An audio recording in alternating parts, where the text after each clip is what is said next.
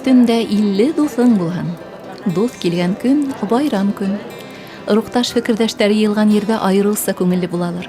Мәсәлән, быелгы Рәҗәб айында Telegram каналында әүдем эшләй башлаган Һөҙөмтәле Рамазан дигән төркемдең админы Ләйсән Бахтиева кызлар менән офлайн, ягъни йәнле осрашу оештырды. Аҙна башында үткән сарага теләүселәрҙең күбеһе килә алманы. Килгәндәре иһә күҙгә күҙ ҡарашып күрешеүгә бер ни етмәй дип кинәнде. Һәм 2 ай эсендә уларҙың бихисап һорауҙарына ентекле аңлатма биреүсе админдарға рәхмәтен еткерҙе. 600-ҙән ашыу мөслимәләр өсөн бирелгән кәңәштәр эҙһеҙ үтмәне. Йылдың иң күркәм, сауабы һәм бәрәкәте сикһеҙ, ҡырыйһыҙ, иҫәпһеҙ, һанһыҙ Рамаҙанға етди әҙерләнергә ярҙам итте. Тормошыбыҙға илһам өҫтәне, тиде мәсете мөғәллимәһе Эльза Яруллина. Беҙҙең Мөхәммәд саллаллаһу алейхи ва саллям әйткәне буйынса, беҙ белемде бишектән алып ләхеткә тиклем алырға тейешбеҙ. Әлхәмдулиллах, беҙ белемде төрлө яҡлап алып торабыҙ, әлхәмдулиллах. Мәсеттә лә, интернет аша ла алып торабыҙ. Теория ғына алманыҡ, әмәнә тайм-менеджмент кеүек дөрөҫ туҡланыу тураһында ла белемдәрҙе алдыҡ. Һәм мына бергә осрашырға ла насип булды. Мәсеттә, мәдрәсәләге курстарда алған белемде камиллаштырып тору зарур. Ихласлыҡ һәм оло йомартлыҡ менән бирелгән мәғлүмәткә ҡолаҡ һалыу, ғәмәлдә ҡулланып тору хәйерле. Төркемдең әүҙем ағзаһы Илюза Камалова. В этом проекте по подготовке к месяцу Рамадан были представлены темы как халяль-продукция. Я узнала для себя много нового по пищевым добавкам.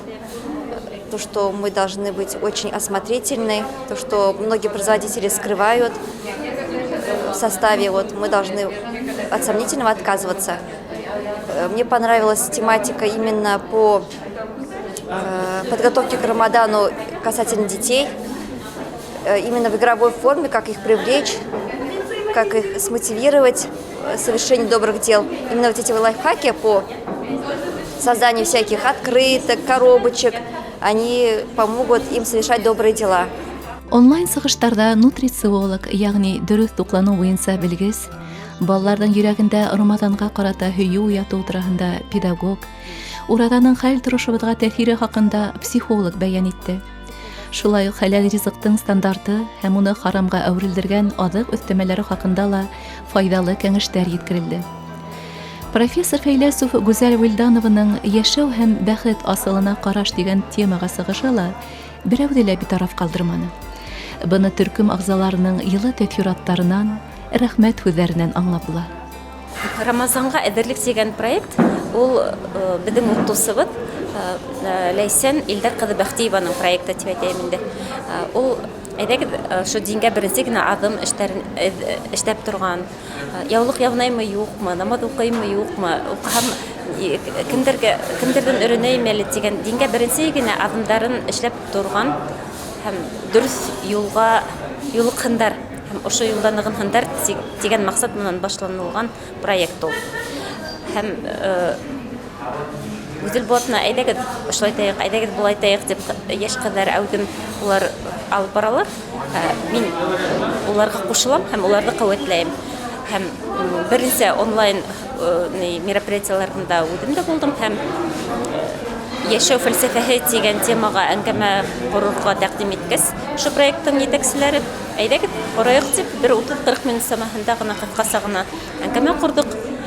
Ғөмүмән, һәр бер эштең маҡсаты, әгәр Иләһи анта мақсуди ва ризаҡа матлуби, Аллаһ Тәғәләм һинең ризалығыңды алыу һәм һинең талаптарыңа тап килеү тип, шундай нәфсенән тыш, минлектән тыш башҡарылды ниһә, шул ваҡытта ундай эштәр бәрәкәтле була. Шуға күрә был проекттың да маҡсаты шулай, һәм Аллаһ Тәғәлә риза булһын башҡарған эштәребеҙ менән. Эйе, йылдың иң тулҡынландырғыс мәленә был ҡыҙҙар матур хәдистәр, доғалар, ғалимдарҙың аҡыллы кәңәше менән ҡоралланып аяҡ баҫты. Иң мөһиме, был мәжлестә Аллаһ телгә алынды. Изге Ҡөрьәнебеҙҙән аяттар уҡып, бүләктәр бирешеп, Пәйғәмбәребеҙ Мөхәммәд саллаллаһу алейхи ва сәлләмдең тормошон, ягъни сираһын ҡабатлап, иҫ китмәле, матур, бәрәкәтле үтте. Аңғармаҫтан Аллаһты зикр иткән мәжлисте уратып алған фәрештәләр хаҡындағы хәдис иҫкә төштө. Знаете, какой город? Нет, не Ясреб. После смерти дяди и жены. Таиф. Таиф. Это родина матери. Мында бик кызык мәгълүматтар булды. Ашау буенча хәләл нинди ризыклар бар, шуннан исламның философияһы һәм башка менә балалар менән нисек булырга, шулар бик кызыклы булды. Һәм мин уйлайм, шундай юнәлештә эшләргә кирәк. Шундай эш башкарырга кирәк, кешеләр күбрәк килһен. Шулай итеп күрешеп, күзгә күз карашып, үзебезнең фикерләрне әйтеп, һораулар биреп, чөнки һәр вакыт бер нәмә өйрәнгән һайын һораулар күбрәк туа, яки һораулар күп була, һәм шуга җавап табырга шул белемдә булган, шул исламды төптән өйрәнгән, белгән кешеләр, улар күп кенә нәмә бирәсәктәр. Шул күңелгә лә еңеллек бирә, шул яңа танышулар ул һәр вакыт бик һәйбәт. Галәмдәр хуҗаһы артабанда был хөйкемле ханымдарды ла, уларның якындарын, хозур илебездә яшәгән һәр береһен, бөтәбеҙҙе лә үҙен зикр иткән матур урындарға гына алып йөрөтһен. Һәр урында тәҡүәле мөьминдәр менән уратып алһын ине. Үҙебеҙҙе лә уға ихлас буйһоноусыларҙан ҡылһын ине. Аллаһы бирһә.